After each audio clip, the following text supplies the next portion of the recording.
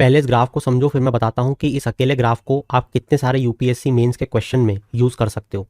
Y axis पे दिया हुआ है percentage of workforce, x axis पे दिया हुआ है अबाउट द इंडस्ट्रीज जैसे कि एग्रीकल्चर, मैन्युफैक्चरिंग, कंस्ट्रक्शन और सर्विसेज।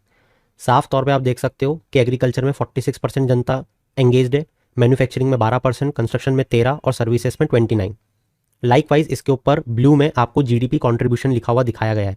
एग्रीकल्चर का जीडीपी कंट्रीब्यूशन 16%, मैन्युफैक्चरिंग कंस्ट्रक्शन को मिला के 30%, सर्विसेज का 54%। यूपीएससी आपसे कई बार एक क्वेश्चन पूछता है कि एग्रीकल्चर सेक्टर में जो पॉपुलेशन एंगेज्ड है वो फिर से बढ़ने लग गई है आफ्टर कोविड पेंडेमिक, जो कि एक नेगेटिव साइड दिखा रहा है हमारी अर्थव्यवस्था की। उस क्वेश्चन में आप इस ग्राफ का यूज कर सकते हो। अगर आपको तारीफ करनी है कि नहीं, आफ्टर इंडिपेंडेंस या आफ्टर 1991 रिफॉर्म्स हम लोग सक्सेसफुल हुए हैं मैन्युफैक्चरिंग सेक्टर या कंस्ट्रक्शन सेक्टर में एंगेजमेंट बढ़ाने के लिए लोगों का, और इसका जीडीपी में कंट्रीब्यूशन भी बढ़वाया है हमने, तब भी आप इस ग्राफ को यूज़ कर सकते हो। अगर आपको सर्विस सेक्टर की तारीफ करनी है कि हम आज वर्ल्ड लेवल पे लीड कर रहे हैं, तब भी आप इस ग्राफ को यूज़ कर सकते हो। कहने का मतलब है एग्रीकल्चर, मैन्युफैक्चरिंग, सर्विस सेक्टर पे कोई भी क्वेश्चन आए आप इस ग्राफ को बना के आ सकते हो।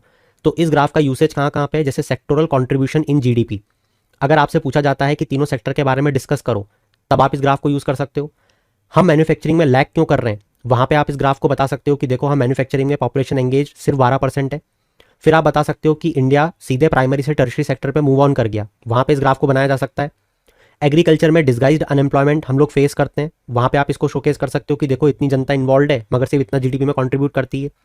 फार्मर्स इनकम को हम डबल कैसे करेंगे, क्या चैलेंजेस हैं, वहाँ पे आप इसे बता सकते हो एग्रीकल्चर में ग्राफ बना के मैन्युफैक्चरिंग से कंपेयर करके।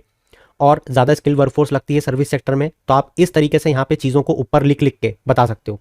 फिर कॉन्ट्रेक्चुअलाइजेशन लगातार बढ़ते जा रहा है जो कि इन्फॉर्मल इकोनॉमी को बढ़ा रहा है, तो इन्फॉर्मल वर्कफोर्स 90% से भी ज़्यादा है भारत में। इसी कारण से एमएसएमई हमारे यहाँ पे उठ नहीं पा रही है, उसको आप यहाँ पे मेंशन कर सकते हो। यहाँ पे जो इंट्रा वर्कफोर्स डिस्पैरिटी है, जैसा कि मैंने अभी बताया कि यहाँ पे बहुत ज़्यादा स्किल्ड वर्कफोर्स रिक्वायर्ड है और यहाँ पे नॉन स्किल्ड भी काम कर जाएगी, तो ये जो इंट्रा वर्कफोर्स डिस्पैरिटी है हमारे देश में, उसको आप बता सकते हो कि यहाँ पे बहुत कम जनता इन्वॉल्व है और यहाँ पे बहुत ज़्यादा है।